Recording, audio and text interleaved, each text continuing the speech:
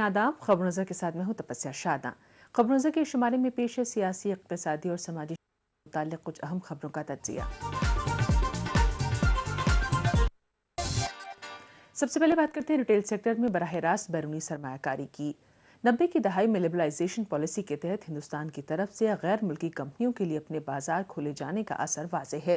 गैर मुल्की कंपनियों ने हिंदुस्तानी बाजार में अच्छे इम्कानात के पेश नज़र दिल खोलकर सरमाया लगाया। इस तरह के रुझानात को देखते हुए ने भी वक्तन फवक्तन रियायत देने का अमल जारी रखा और से मुख्तलिफ पॉलिसियों में भी बदलाव लाया। इसके बावजूद कुछ शोबे ऐसे रहे जिनमें बराह रास्त बैरूनी सरमायाकारी महदूद ही रही और इसकी एक मिसाल है रिटेल सेक्टर। अब हुकूमत इस शोबे में FDI को 51% तक बढ़ाने के लिए तैयार है। काबिल जिक्र है कि वॉलमार्ट, मेट्रो, केयरफॉर और टेस्को जैसी बैनुल-अक़वामी कंपनियां रिटेल सेक्टर में FDI की शरह बढ़ाने का बेसब्री से इंतजार कर रही हैं। लेकिन हुकूमत के लिए रुकावट यह है कि तिजारत स्टेट सब्जेक्ट है, लिहाजा रिटेल सेक्टर में सरमायाकारी करने वाली हिंदुस्तानी बाजार में असर कराने के लिए रियासतों की रजामंदी जरूरी है। इस समत में कदम उठाते हुए हुकूमत ने सेक्रेटरियों की एक कमेटी तश्कील दी है जो लाजमी जवाबित को हतमी शक्ल दे रही है। वाज़ेह है कि वज़ीर ख़ज़ाना प्रणब FDI पॉलिसी को मजीद मौजून बनाने के लिए बैंकिंग लाइसेंस और इंतजामी इस्लाह का पहले ही ऐलान कर चुके हैं।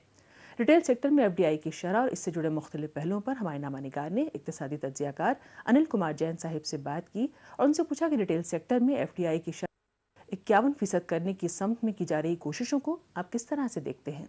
देखिए, FDI की जो पॉलिसी सरकार अभी डिसाइड करने वाली है, इसके बारे में कई से बहस चल रही है। देश में बहस हो रही है, बाहर की विदेशी सरकारें भी इस नीति के ऊपर नज़र रख रही हैं। यहाँ के जो उद्योग हैं और यहाँ का जो रिटेल सेक्टर है वो भी इस नीति में इंटरेस्टेड है। तो इस समय इतने सालों की जद्दोजहद के बावजूद भी सरकार इस बारे में कोई स्पष्ट नीति अभी तक नहीं बना पाई है। मुझे उम्मीद है कि अब सरकार ने मन बना लिया है कि जल्दी ही विदेशी निवेश के बारे में जो रिटेल सेक्टर में आना है, इसके बारे में जल्दी ही कोई नीति बनाई जाएगी और वो नीति देश के हित को ध्यान में रखते हुए बनाई जाएगी। हमने उनसे भी जाना कि रिटेल सेक्टर में FDI का मामला काफ़ी हसास है क्योंकि इसमें रियासतों की रजामंदी भी ज़रूरी है। ऐसे में इस शोबे में FDI की शरह बढ़ाने में हुकूमत को किस तरह की रुकावटों का सामना करना पड़ सकता है? ये बहुत ही जटिल समस्या है। इसमें बहुत सारे जो डाइवर्स बिजनेस हैं, सबका इंटरेस्ट इन्वॉल्व है। विदेशी हमारे देश में माल बेचना चाहती है। 150 करोड़ लोगों का मार्केट यहाँ दिख रहा है। हमारी कंपनियों को ये डर लग रहा है, हमारे लोगों को, हमारे व्यापारियों को डर लग रहा है कि जब विदेशी कंपनियां यहाँ पे आएंगी तो कंपटीशन जो बिज़नेस में है, स्पर्धा जो बिज़नेस में है, वो और भी बढ़ जाएगी। स्पर्धा बढ़ेगी तो यहाँ के जो व्यापारी हैं, यहाँ के जो उद्योग हैं, वो सफ़र करेंगे।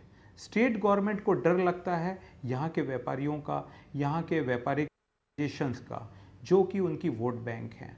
अगर कोई ऐसा कानून बनता है जिससे कि यहाँ का व्यापार कम होता है या यहाँ के व्यापारियों को परेशानी होती है, तो निश्चित ही स्टेट गवर्नमेंट ही चाहेगी कि केंद्रीय सरकार कोई ऐसी नीति बनाए जिससे कि उनका असर हो। हमने उनसे भी जाना कि टैक्सों के निज़ाम, बुनियादी ढांचे और लाल फीताशाही की रुकावटों को दूर करने जैसे उम्र गौर हैं। इससे इस शोबे को बैरूनी सरमायाकारी के लिए पुरकशिश बनाने में किस हद तक मदद मिलेगी? टैक्सेशन, ब्यूरोक्रेटिक हर्डल और तीसरा आपका मुद्दा है इंफ्रास्ट्रक्चर।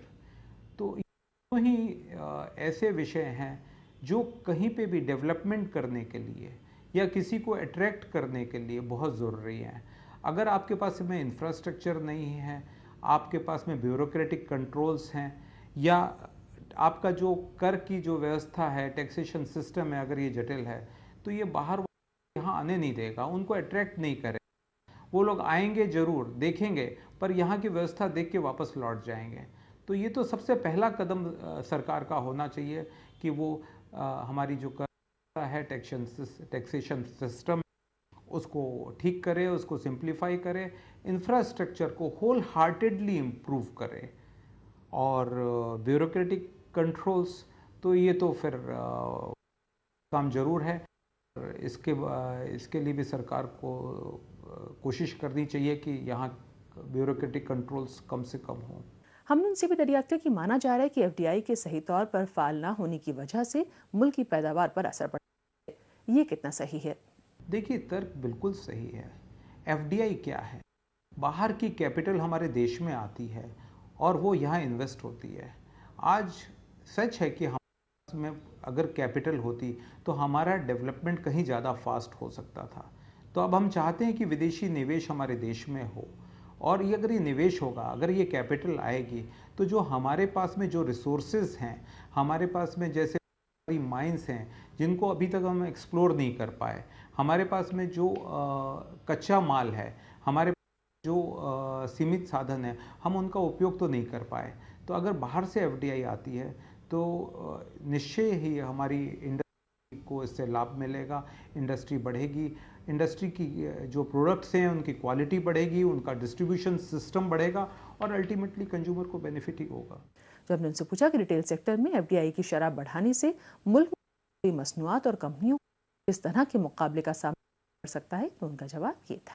बड़ा मुश्किल है समझना, क्योंकि जब तक कुछ हो नहीं तब तक इसका पूरा अंदाज़ा लगाना तो मुश्किल है। पर जब भी हम विदेश व्यापार में देश की बात करें तो उस समय नीति निर्धारण करने समय सरकार को ध्यान रखना पड़ेगा कि उन सेक्टर्स में जहाँ पे उत्पादन अभी हमारा काफ़ी है, या जहाँ पे छोटे या मध्यम उद्योग इन्वॉल्व हैं, वहाँ पे व्यापार की इजाज़त नहीं दी जाए, वहाँ पे आयात की इजाज़त नहीं दी जाए। तो अगर वहाँ पे उस सेक्टर में अगर आयात होगा तो हमारे छोटे उद्योगों पे तो असर होगा ही। पर जहाँ पे ऐसे सामान की ज़रूरत है, जहाँ पे तकनीक की ज़रूरत है, या जहाँ पे स्कैरसिटी है, तो वहाँ पे प्राइस स्टेबलाइजेशन के लिए आयात की ज़रूरत पड़ती है। तो उस सेक्टर को खोलना भी पड़ेगा। तो कुल मिला के ये कहना होगा कि सरकार जब भी इस बारे में नीति का निर्धारण करे तो उस समय बहुत सावधानी बरतनी पड़ेगी, देश के हित में सोचना पड़ेगा, और उन्हीं वस्तुओं के लिए विदेश की ये नीति खोलनी चाहिए या उनका आयात अलाउ करना चाहिए जिन वस्तुओं की देश को ज़रूरत है। जिन चीज़ों की ज़रूरत नहीं है, जो भोग विलास के आइटम हैं, शायद सरकार उनको रोक सकती है। और अब बात करते हैं डोपिंग टेस्ट के बाद हिंदुस्तान के कसूरवार पाए जाने की। दौलत मुश्तरका व एशियाई खेलों